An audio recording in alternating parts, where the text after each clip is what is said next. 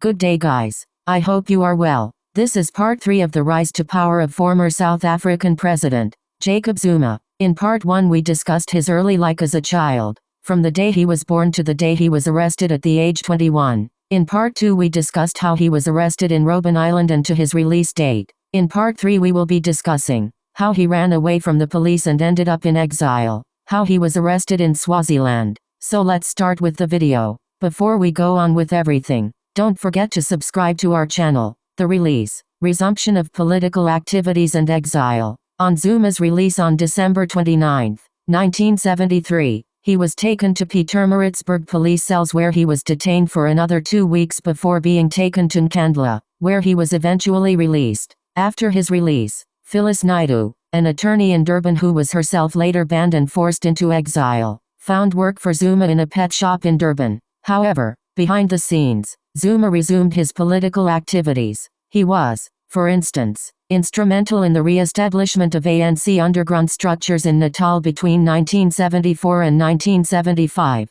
where he helped to provoke industrial unrest, aiding some 160,000 workers there to go on strike. During this time, he also became part of an initiative, led by Harry Gwala, to recruit and send young people out of the country for military training. His primary responsibility was to ensure a safe passage for recruits into Mozambique and their re-entry into South Africa, with weapons and further instructions from the MK leadership in exile. In his private life, Zuma took advantage of being free from jail by marrying his childhood sweetheart, Sisical Gertrude Khumalo in 1973. However, following Harry Gwala's arrest at the end of a workers' strike in 1975, Zuma left the country for Swaziland that December. His new wife decided not go with him, preferring instead to wait for his return as she had done while he was in prison on Robben Island. Their marriage did not survive the separation. Over the next few years, Zuma was based first in Swaziland and then Mozambique. In Swaziland, he met with other ANC comrades, among whom,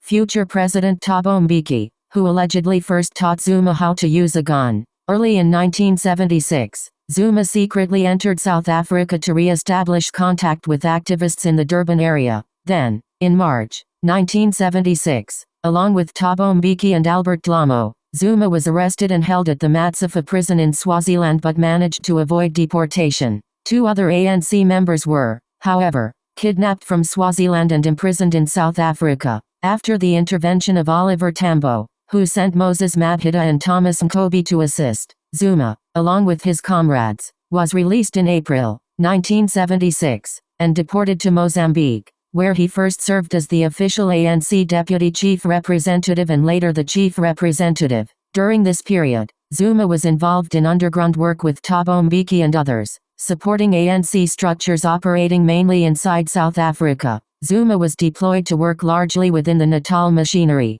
Later, whilst in Mozambique, Zuma dealt also with the thousands of young people that left South Africa after the Soweto uprising in June 1976. However, Zuma's work remained largely focused on the internal underground of the ANC. After the formation of the Internal Political Reconstruction Committee, IPRC, in Mozambique, in 1977, Zuma, Phyllis Naidoo and John Nkandla were drafted into the ANC Maputo Regional Committee. Zuma was also co-opted as a member of the ANC National Executive Committee, NEC, in 1977. That same year, Zuma began working for the SAP, and in 1978 completed a 3-month leadership and military training course in the Soviet Union. By 1984, Zuma had been elected the deputy chief representative of the ANC, the year the Comedy Accord was signed between Mozambique and South Africa. After this accord was signed, Zuma was appointed as chief representative of the ANC and remained in Mozambique.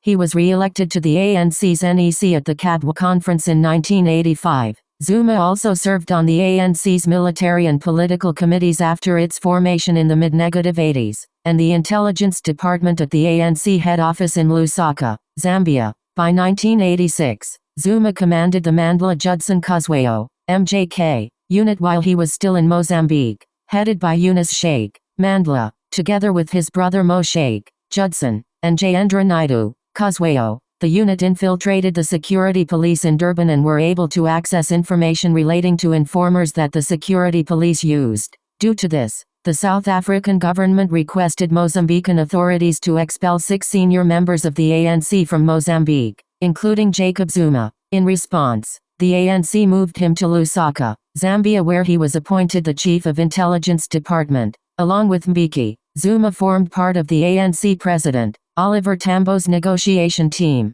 which met with the South African government representatives in the late 1980s to early 1990s. Among the first of these meetings, in November 1987, Zuma, together with Mbeki, was present at a meeting arranged by Professor Willie Esterhuis and a few of his colleagues. Several similar meetings would follow where Zuma would participate. See you in part 4, guys. Don't forget to subscribe and like our channel. Shap shap.